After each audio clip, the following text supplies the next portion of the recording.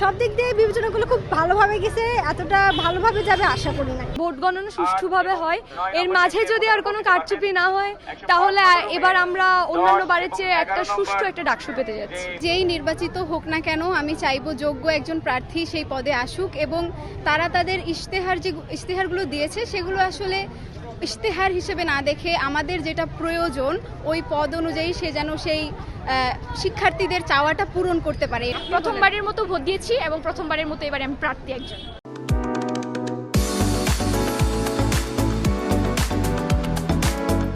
Voting পদ্ধতি খুব ভালো ছিল, সহজ ছিল। আমরা তো প্রথমে ভেবেছিলাম যে কিভাবে কি করব, আমরা পারবো কি না আদৌ, কিন্তু ওখানে যারা ছিলেন আর কি দায়িত্বে তারা যথেষ্ট দায়িত্ববান। এই বছরে আসছি আমার জীবনের প্রথম ভোটটা এবং ক্যাম্পাসে খুব ভালো লাগতেছে যে উৎসবমুখর পরিবেশ তৈরি হয়েছে।